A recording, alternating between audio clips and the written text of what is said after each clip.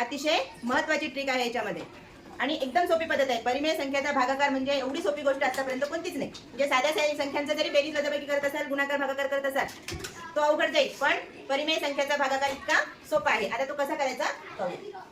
नमस्कार विद्यार्थी मित्रांनो, आज आपण इयत्ता 7वीचं स्कॉलरशिप गणित या विषयामध्ये घटक तिसरा चालू आहे आपला, परिमेय संख्या आणि त्यावरील क्रिया. कालच्या पिरियडमध्ये आपण काय शिकलो होतो? परिमेय संख्यांचे प्रकार. त्या संख्यांच्या प्रकारामध्ये नैसर्गिक संख्या, पूर्ण संख्या, पूर्णांक संख्या आणि परिमेय संख्या कशाला म्हणतात हे शिकलो आहोत. बरोबर आहे. तर आता नैसर्गिक संख्या किंवा जे संख्याचे प्रकार अगोदर आपण शिकलेले आहोत त्या संख्यावर क्रिया कशा करायच्या हे आपण इयत्ता 1ली ते 6वी पर्यंत शिकलो. बरोबर आहे. त्यामुळे त्याची नव्याने उजळणी करायची आवश्यकता आहे का? नाही. तर आज आपण परिमेय संख्या म्हणजे काय हे बघितलेलं आहे कालच्या पिरियडमध्ये, आणि आज आपण त्यावर क्रिया कशा करायच्या म्हणजे परिमेय संख्यांची बेरीज कशी करायची, वजाबाकी कशी करायची, गुणाकार आणि भागाकार कसा करायचा हे अतिशय सोप्या पद्धतीने शिकणार आहोत. तर व्हिडिओ शेवटपर्यंत बघायचा आहे आणि व्हिडिओ आवडला तर व्हिडिओला लाईक करायचा आहे. चॅनलवर नवीन असाल तर चॅनलला सबस्क्राईब करा आणि तुमच्या जास्तीत जास्त मित्रांपर्यंत हा व्हिडिओ शेअर करा, जेणेकरून या व्हिडिओचा फायदा जे मुलं स्कॉलरशिपची तयारी करत आहेत त्या विद्यार्थ्यांना होईल. तर पहा, परिमेय संख्या म्हणजे काय? तर p/q रूपामध्ये ज्या संख्या आपण लिहितो त्या संख्यांना काय म्हणतात? परिमेय संख्या असं म्हणतात. बरोबर आहे. मग परिमेय संख्यांच्या क्रिया कशा करतात? तर आपण इयत्ता अपूर्णांक संख्या शिकलो. बरोबर आहे. परिमेय p/q रूपामध्ये ज्या संख्या लिहिल्या जातात त्यांना परिमेय संख्या म्हणतात. आणि यांनाच आपण अगोदर काय शिकलो की यांनाच आपण अपूर्णांक या नावाने शिकलो. कोणत्या नावाने शिकलो? अपूर्णांक नावाने शिकलो. आता याच्यामध्ये p काय आहे? अंश आहे. p काय आहे? अंश आहे. आणि q काय आहे? छेद आहे. p अंश आहे आणि q छेद आहे. आवाज सगळ्यांना व्यवस्थित येतोय माझा? पहा, p हा अंश आहे, q हा छेद आहे. आणि आता आपल्याला काय करायचे आहे? परिमेय संख्यावर क्रिया करायची आहे. मग परिमेय संख्यावर क्रिया करत असताना सर्वात अगोदर क्रिया आपण बघणार आहोत कोणती? बेरीज. कोणती क्रिया बघणार आहोत? बेरीज. पहा, एक अपूर्णांक घ्या.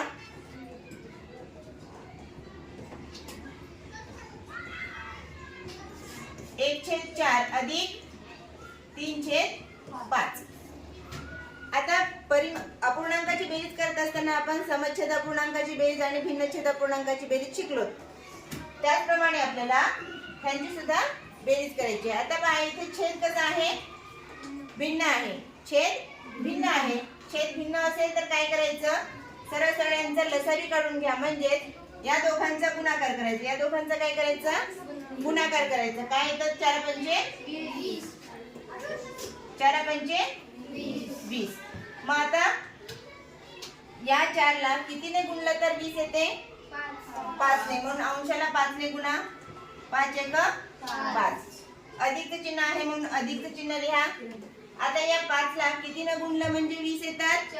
4. 5×4 = 20. म्हणून या 3 ला 4 ने गुणायचं.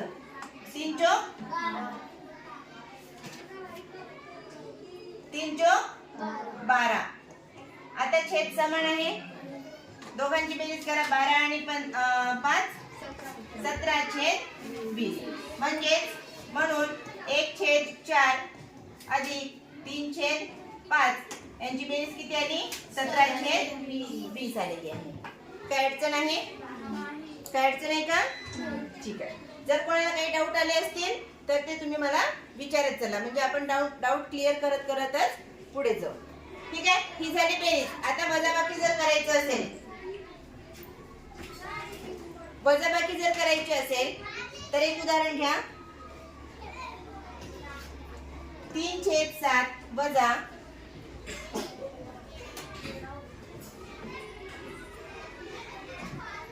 4/5. आता काय करत आहोत आपण? वजाबाकी करत आहोत. वजाबाकी करत असताना काय करणार आहोत मग आता? जी प्रक्रिया आपण बेरीज करताना केली होती तीच करणार आहोत. का? कारण इथं छेद भिन्न आहे. मग या दोघांचा लसावी काढून घ्या. लसावी किती आला? 35. 7 5 35. मग या अपूर्णांकाला 5 ने गुणायचं आणि याला 7 ने गुणायचं. 7 5 त्रिक 15 वजा 7 चोक 28. आता वजाबाकी करायची आहे. दोन्ही संख्यांची चिन्ह काय आहेत? समान आहे. म्हणजे हे बेरीजच आहे. धन 15 आणि हे धन 28 आहे. मग 28 मधून 15 गेले. मोठ्या संख्येतून लहान संख्या काढायची आणि चिन्ह मोठ्या संख्येचं द्यायचं. 28 मधून 15 काढा किती राहते? 13/35. हे झालं आपलं उत्तर. आता हे प्लस असेल की मायनस असेल? मायनस असेल. कारण मोठी संख्या कोणती आहे? 28. 28 मधून आपण 15 काढलेले आहे. 28 मधून 15 काढलेले आहे म्हणून चिन्ह कोणतं येईल इथं? मायनस येईल.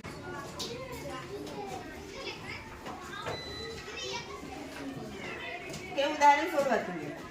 हा सोडवा. वहीवर सोडवा. त्याच्यावर सोडवा. कशावर?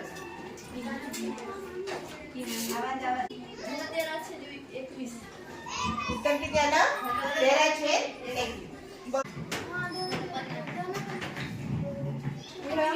इथं धन दोन्ही समान आहे म्हणून आपण ते चिन्हाची हे होऊ नये म्हणून सांगितले. इंटिजर्सचं काय शिकवलं होते ना? पूर्णांक संख्यांची बेरीज. दोन्ही संख्या कोणत्या आहेत? पूर्णांक संख्या आहेत. धन पूर्णांक संख्या आहे म्हणून हे चिन्ह दिलेलं आहे. दुसरं काय नाही.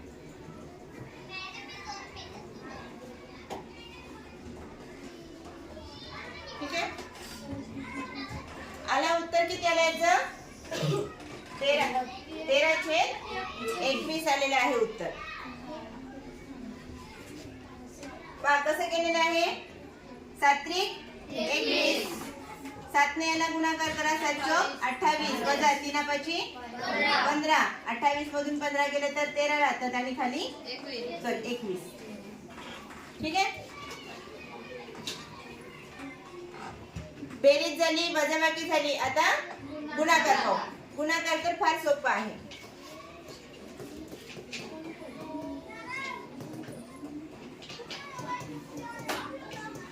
परिमेय संख्यांचा गुणाकार. आता कोणत्याही संख्या घ्या. 2/3 गुणिले 4/5. इथे अंश आणि छेद रूपामध्ये लिहिलेल्या संख्या आहे. पहा, अपूर्णांकाचा किंवा परिमेय संख्यांचा गुणाकार करत असताना या दोघांचा गुणाकार करायचा आणि इथे लिहायचं. 4 दुने 8 आणि या दोघांचा गुणाकार करायचा इथे लिहायचं. 3 5 15. झालं उत्तर. लई सोपं आहे. एकदम सोपं. अजून एक सांगू. 8/3 गुणिले 5/4. 8 पंचे 40. 4 त्रिक 12. आता याला संक्षिप्त रूप द्यायचं. पहा, संक्षिप्त रूप केव्हा देऊ शकतो आपण? जेव्हा अंशातल्या आणि छेदातल्या संख्येला सारख्याच संख्येने भाग जात असेल किंवा छेदातल्या संख्येने अंशातल्या संख्येला भाग जातो किंवा अंशातल्या संख्येने छेदातल्या संख्येला भाग जातो. अशा वेळेस संक्षिप्त रूप द्यायचं असतं. ठीक आहे. पहा, इथे छेदातल्या संख्येने अंशातल्या संख्येला भाग जातो का? जात नाही. म्हणून बाहेरच्या कोणत्या तरी संख्येने छेदातल्या संख्येला आणि अंशातल्या संख्येला भाग जातो का ते बघायचं. आता पहा, इथे 12 आहे आणि इथं 40 आहे. एकक स्थानचा अंक विचारात घ्यायचा. 2 आहे, इथं 0 आहे म्हणजे एक तर 2 न जातो आणि 0 न जातो. परत बघायचं. 3 न जात नाही. 4 न जातो. 4 त्रिक 12. 4 दही 40 म्हणजे वर 10 आले, खाली 3 आले. 8/3 गुणिले 5/4 यांचा गुणाकार किती आला? 10/3. आता याला तुम्ही दुसऱ्या पद्धतीने कसं करू शकला असता? या 4 न 4 1 4. 4 दुने 8 आणि 5 दुने 10. 3 1 3. डायरेक्टली झालं असतं. एक दुसरं उदाहरण घेऊन पहा. 9/12 गुणिले 6/3. 3 1 3. 3 त्रिक 9. 6 एक 6. 6 दुने 12. आता हे 3 एक 3, इथं 3 आहे आणि इथं 1 राहिला. खाली छेदामध्ये 2 राहिले आणि इकडे गुणाकारामध्ये 1 राहिला. 3 एक 3, छेदामध्ये 2 एक. चला, काही अवघड आहे का? उदाहरण देऊ काही? तुम्ही नंतर सोडवायचे आहेत हा. नंतर सोडून तुम्ही उत्तर सांगू शकता याची.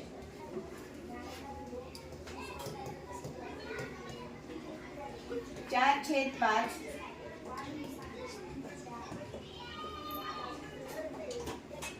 गुणिले 3 छेद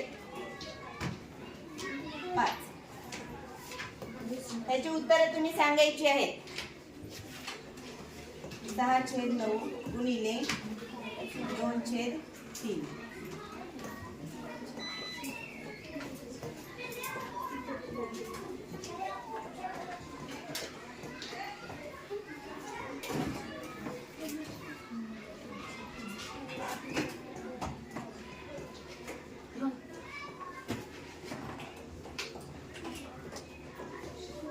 ठीक आहे. या 3 प्रश्नाची उत्तरं तुम्ही काय करायची आहे? सोडवायची आहे आणि तुम्ही कमेंट बॉक्स मध्ये त्याचे आन्सर्स टाकायचे आहेत.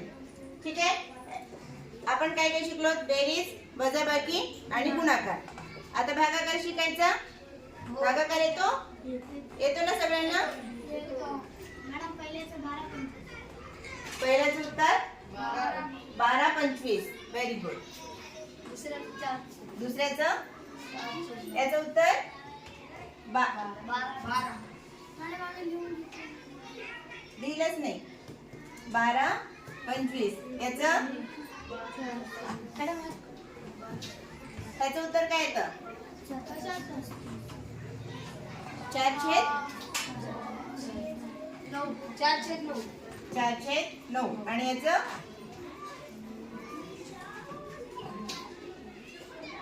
405.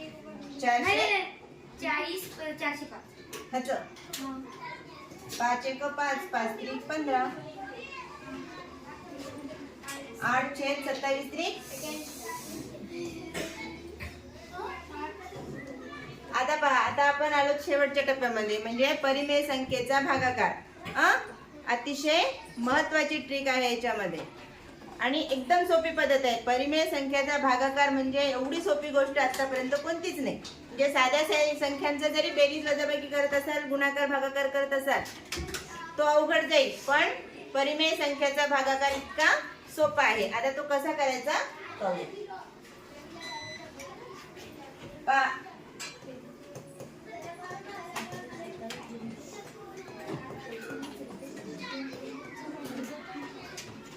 परिमेय संख्यांचा भागाकार. उदाहरण घेऊया. 4 छेद 3 भागिले 5 छेद 7. समजून घ्या बरं का. आता इथं काय आहे? 4 छेद 3. परिमेय संख्येचा भागाकार करत असताना पहा, सर्वात अगोदर काय करायचं? पहिला अपूर्णांक जो आहे तो जशाला तसा लिहून घ्यायचा. लिहिला. आता इथं भागाकार आहे. भागाकाराऐवजी काय करायचं? गुणाकाराचं चिन्ह लिहून घ्यायचं. आणि आता हा जो राहिलेला रेस्ट ऑफ द आहे अपूर्णांक, त्याला काय करायचंय? रेसिप्रोकल घ्यायचं. रेसिप्रोकल म्हणजे त्याचा गुणाकार व्यस्त घ्यायचा. काय घ्यायचंय? गुणाकार व्यस्त घ्यायचंय. आता याचा गुणाकार व्यस्त काय होईल मग? 7 छेद 5. आता काय ओळखीचं वाटतंय? काय ओळखीचं वाटते? कोणती क्रिया ओळखीची वाटते? आहे ना ओळखीची क्रिया. म्हणजे आताच आपण शिकलो होतो अपूर्णांकाचा किंवा परिमेय संख्येचा गुणाकार शिकलो होतो. पण भागाकार करायचा म्हणजे ऍक्च्युअली भागाकार करायचा आहे का आपल्याला? नाही. तर दुसऱ्या संख्येच्या गुणाकार व्यस्त संख्येने काय करायचंय? गुणायचं आहे. मग आता सरळ सरळ गुणाकार करून घ्या. 4 7 28 आणि 3 5 15. अवघड आहे का? करता येईल मग तुम्हाला. आता मी तुमच्यासाठी काही उदाहरणं देते, त्याची उत्तर तुम्ही मला सांगायची आहे. ठीक आहे.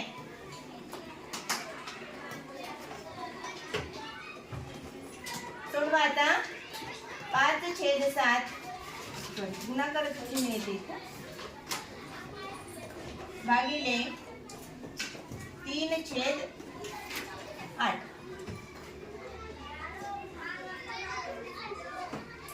4/9 भागिले 15/8 दोन प्रश्नांची उत्तर पटकन सांगायचंय. 15/56 आहे का? 15/56 आले का सगळ्यांचं?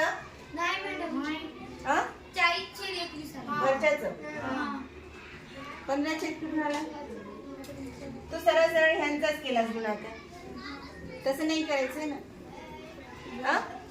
काय करायचं? तसं करायचंय का? भागाकार आहे नाही तर भागाकारामध्ये काय केलं आपण? भागाकाराचं चिन्ह बदलून गुणाकाराचं चिन्ह दिलं आणि दुसरा अपूर्णांक जो आहे त्याला उलट केलं ना.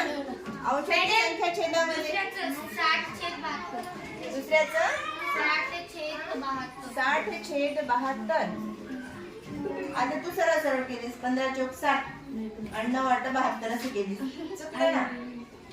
हे बघा इथं काय करायचं आहे की ना, त्याला तुम्ही असे मांडणी जर नाही करायची असेल, मांडणी जर आपल्याला वाढवायची नसेल तर काय करू शकतो आपण? हे बघा, ह्या असा गुणाकार करायचा, इथे लिहायचा 5 8 40 आणि 3 7 21 इथे लिहायचं. आता का लक्षात? आता पाहिजे इथं 4 8 32 आणि इथं 15 9 135. आता पहा इथं काय भागाकार जातो, भाग जातो का कशानं? जातो का?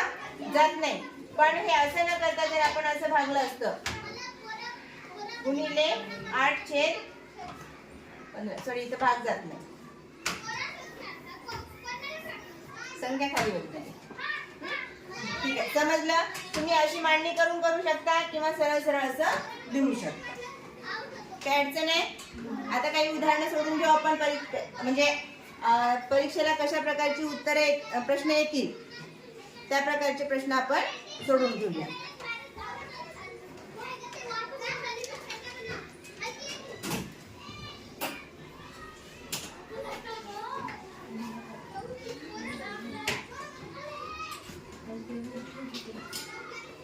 पहा 5/8 मध्ये 5/8 किती वेळा मिळवला म्हणजे बेरीज 5 येईल.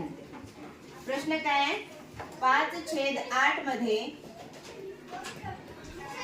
5/8 किती वेळा मिळवला?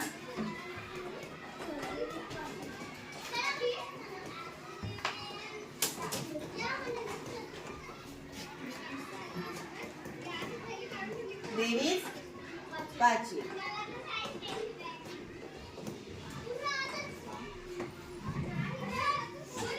करता येईल? इथून करता येईल? समोरून करता येईल? किरण नम्रता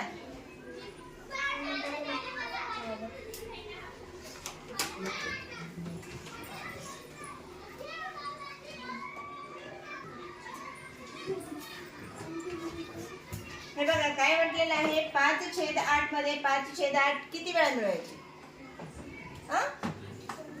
5/8 मध्ये किती?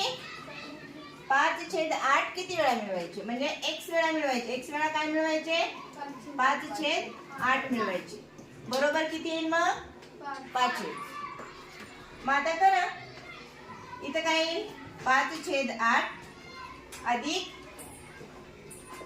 5x/8 बरोबर 5. मग आता इथं काय आहे? 5x/8 बरोबर हे प्लस आहे, इकडे जाऊन मायनस होईल. इथं 5 मायनस 5/8. आता हे 5/8 जशाला तसे ठेवले. तिरपा गुणाकार करून घ्यायचा. काय नाही, याचा छेद काही नाही म्हणजे 1 आहे. अपूर्णांकाची वजाबाकी आताच शिकलोत आपण. छेद समान करून घ्या. 5 8 40 वजा 5 छेद 8 हे राहू दे सध्या तसंच. 35/8. ठीक आहे, इथपर्यंत आलं लक्षामध्ये. आता काय आहे आपल्याकडे 5x/8 बरोबर 35/8 आहे. मग आपण इथं 5x जशाला तसे ठेवले. आता इकडे 35/8 आहे, हे भागाकारामध्ये आहे, इथे येऊन काय होईल गुणाकारामध्ये जातील. मग हे कटतील. पुन्हा 5x/5 बरोबर 35/5. हे 5 कटले. x बरोबर किती 5 × 5 5 7 35. किती वेळा मिळवावं लागतील 7 वेळा. 5/8 मध्ये 5/8 हे किती वेळा मिळवावे लागतील 7 वेळा मिळवावे लागतील. अशा प्रकारचे प्रश्न हमखास स्कॉलरशिपच्या परीक्षेमध्ये येत असतात. त्यामुळे आपण अशा प्रश्नांचा जास्तीत जास्त सराव करणं गरजेचं असतं. पुढचा एक प्रश्न घेऊया. 5/12. इकडे पहा 5/12 ही परिमेय संख्या आहे. ही परिमेय संख्या दोन संख्येच्या बेरीज एवढी आहे. दोन परिमेय संख्यांची बेरीज केली तर उत्तर काय आलेलं आहे हे आलेलं आहे. आणि त्यातली दोन परिमेय संख्येच्या बेरीज एवढी आहे. त्यातील एक संख्या ऋण 3/24 आहे.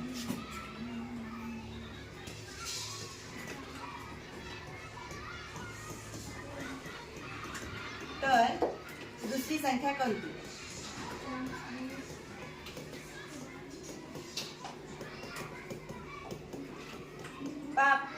आपल्याला काय दिलेलं आहे उत्तर दिलेलं आहे. दोन परिमेय संख्यांची बेरीज केली आणि त्यांची बेरीज किती दिलेली आहे 5/12. यातली पहिली संख्या जी आहे ती ही आहे. दुसरी संख्या माहित नाही, आपल्याला काढायचं आहे. मग काय करणार आपण समीकरण तयार करायचं आहे. पहिली संख्या आहे 3/24 अधिक काय करायचंय x घ्या किंवा y घ्या बरोबर किती आलं उत्तर 5/12. हे झालं समीकरण तयार केलं आपण. समीकरण तयार करता आलं तर आपल्याला पुढच्या गोष्टी करायला सोप्या जातात. आता पहा इथं अपूर्णांक आहे, परिमेय संख्या दिलेली आहे. ही परिमेय संख्या आपल्याला बरोबरच्या दुसऱ्या बाजूला न्यायची आहे, म्हणजे उजवीकडे न्यायची आहे.